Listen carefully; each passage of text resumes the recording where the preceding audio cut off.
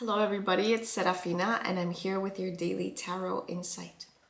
So before we begin, I would like to call upon the spirit of the universe that loves us unconditionally. I would like to call upon the spirits of this land, of this island, and of this ocean, and I thank them for holding the space and for their ancient wisdom. And I would like to call upon my guides, ancestors, archangels, team of light, and my higher self. And I thank them for their guidance and presence with this collective reading.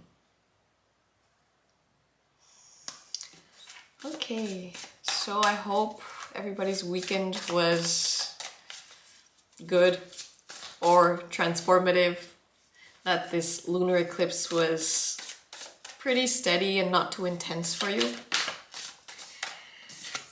So we are starting off with the Queen of Cups. I just felt like this was meant for this one.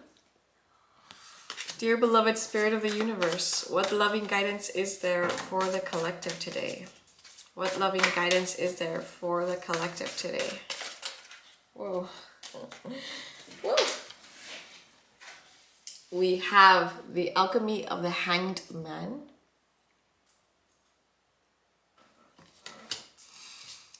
What further guidance is there for the collective today?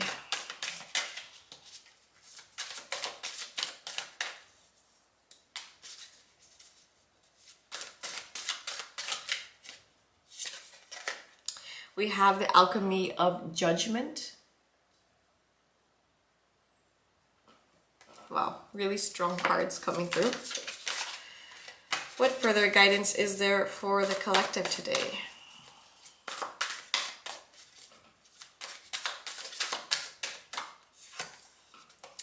We have the alchemy of Two of Pentacles. And to complement, let's choose from, let's do Threads of Fate. What further guidance is there for the collective today? This one flipped over. It is Release with the Frog. Let's pick one more from this one. What further guidance is there for the collective today?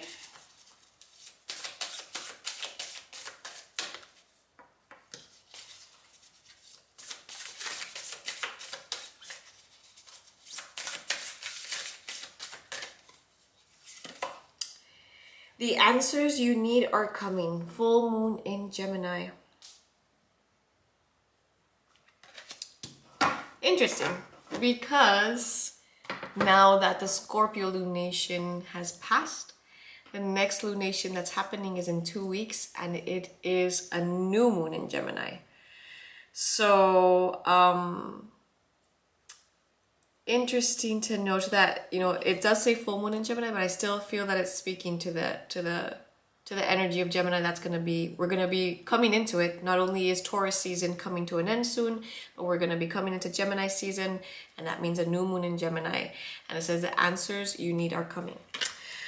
Okay, so if you haven't noticed, this is a new deck that I got. A friend brought it to me, and it's called, let's see, where did I put it? It is called the Splendor Solace Tarot. I've had my eye on this tarot deck for a while now, and it is beautiful. And basically it is all about the Renaissance era. So you'll see that the artwork speaks to the Renaissance era, and it teaches about alchemy, basically. So first we're starting off with the Queen of Cups. And she's upright. The Queen of Cups, and it says Priestess Queen of Starry Water. The Queen of Cups can come up to represent issues around mother and around female relationships. However, the Queen of Cups is somebody who knows the importance of emotional expression, and she does not invalidate her or other people's emotions. She is very good at being able to communicate them, at setting boundaries, And she also does not apologize for her emotions. She is not manipulative either. She is very emotionally intelligent. So this could be speaking to a woman in our life. It could be our mother. It could be a mother figure. It could be a woman with water signs, or it could be the feminine, intuitive part of ourselves. The Queen of Cups is also very intuitive. It could also be speaking to our creativity. I'm noticing her with this like hand, with this like creative fire or flame. And she's angelic for sure. I mean, look, it's a beautiful card. So let's continue and see why the Queen of Cups is here. We have the alchemy of the Hanged Man. The Hanged Man is a card that comes up when it is calling for patience. Not only patience, but also for us to be seeing things from a new perspective, to be able to put ourselves or to bear uncomfortable situations in order to see things from a new point of view. And it kind of requires a certain element of sacrifice to be able to do this. So what I interpret from this card with the Queen of Cups is that the Queen of Cups, which is all about emotional maturity, about us being able to communicate ourselves in a way that is mature and responsible and beneficial for everybody, specifically for her. And then we have the Hanged Man that's telling us, hold on just a little bit, try to see things from another point of view. Because there is something that is being called to us with the Judgment card. And funnily enough, this card is also called Woman's Work in this deck. And we can see all these different women working on different labors. And so I feel that the theme of femininity or female friendships or motherhood is very present right now in this reading. So the card of Judgment comes when we are being awakened to something. It's a wake-up call. In other tarot decks, it's like an angel that is blowing a trumpet and these zombies are coming out of their tombs.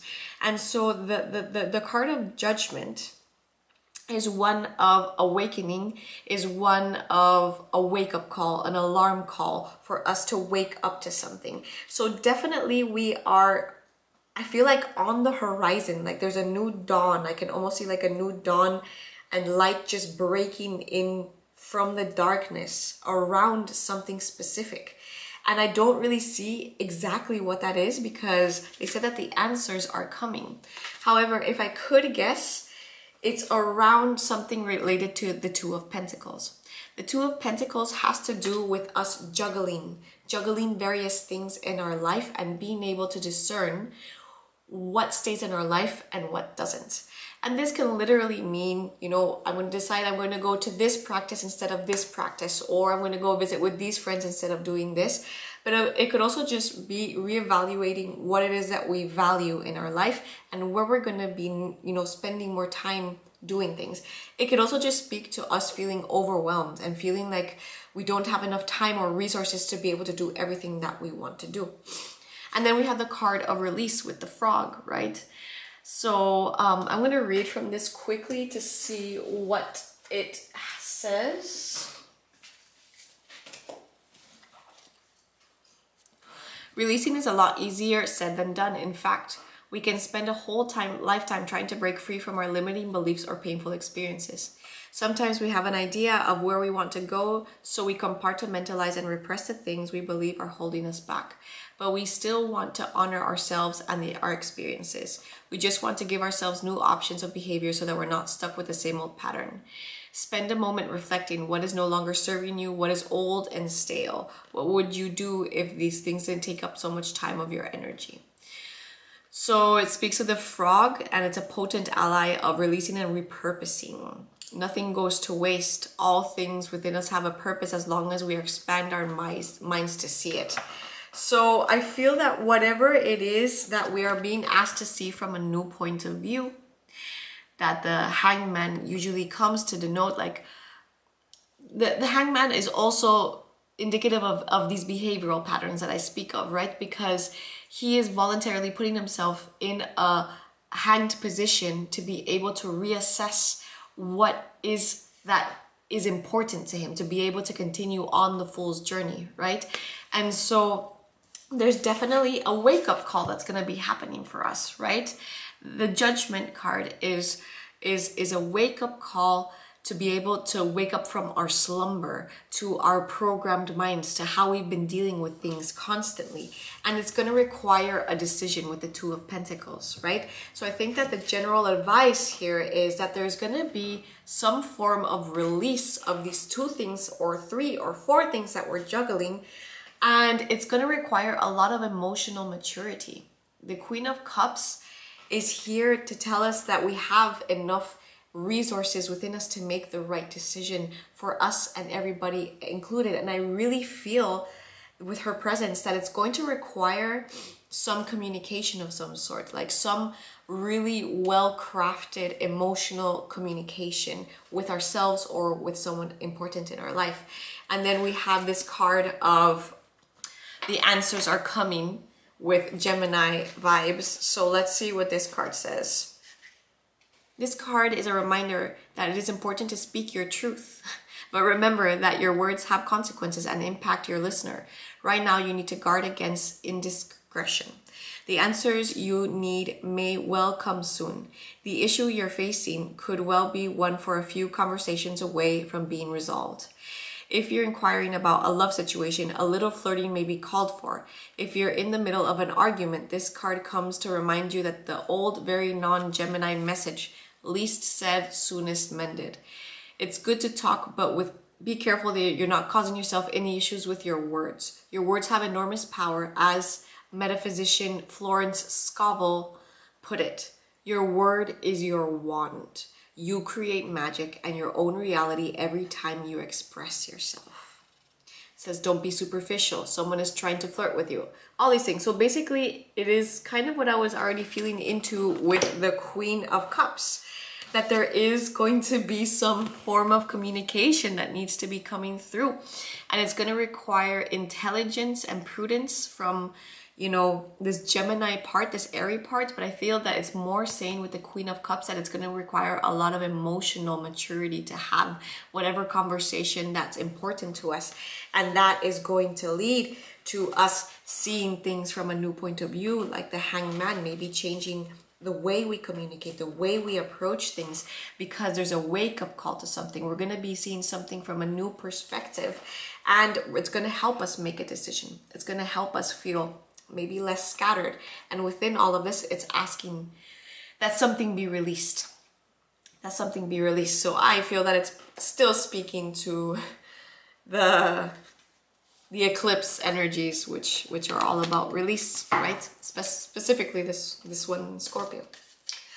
Okay, so to finish, I'm going to pull from another deck that I got, which I have been also looking at for quite a bit of time, and it's called the Archetypes by Kim Krantz. Kim Krantz is maybe one of my favorite card makers.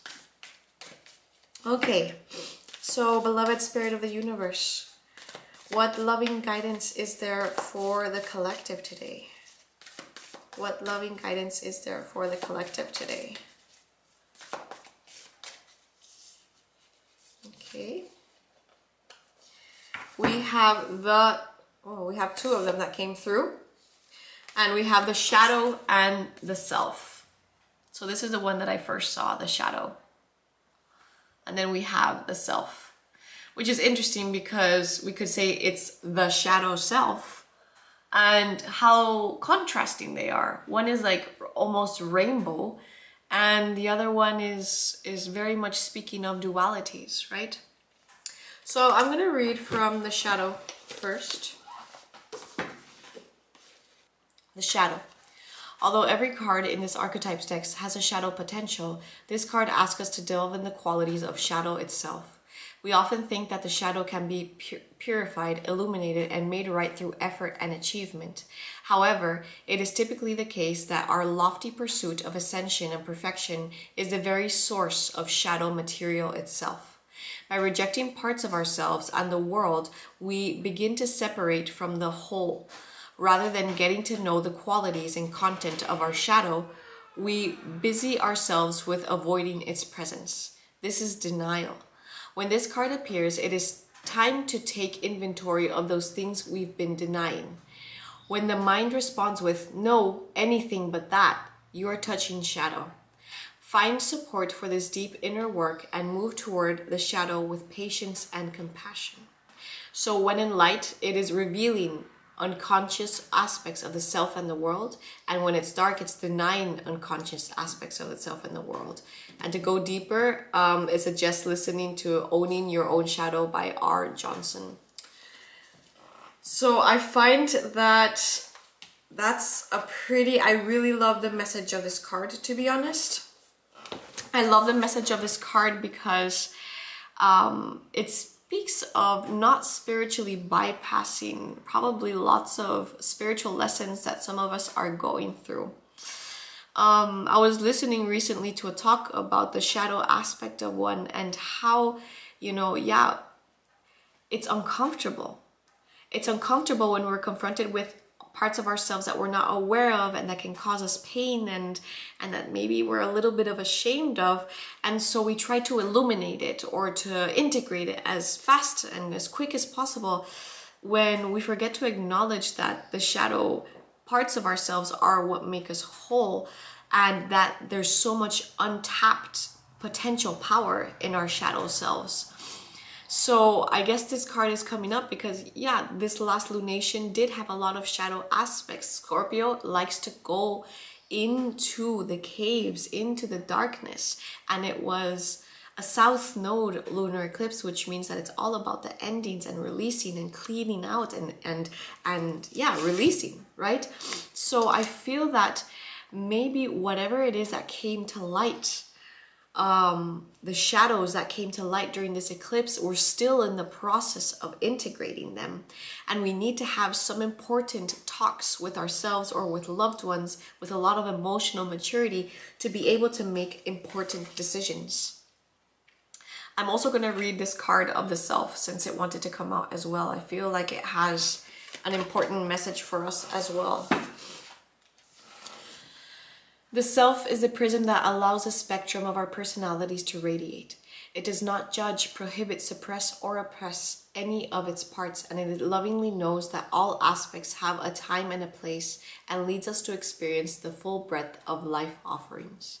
The self is a central abiding container, the awareness of the infinite universe of possibilities. When this card appears, it's a call to step back into witness consciousness, to observe yourself navigating the world. Ask yourself, am I the stew or am I the chef? In most situations, our ego draws us into the cauldron where we swirl, spin, and smolder in chaos. Yet the self is a graceful culinary dancer, watching, waiting, observing as a spectrum of ingredients become the flavor of life. Look in the mirror for 30 seconds or more. Attempt to see the you behind the you. So when in light, it's witnessing, accepting, and accepting of new aspects of itself. And when it's dark, it's disjointed, fatigued, diffuse energy and purpose. So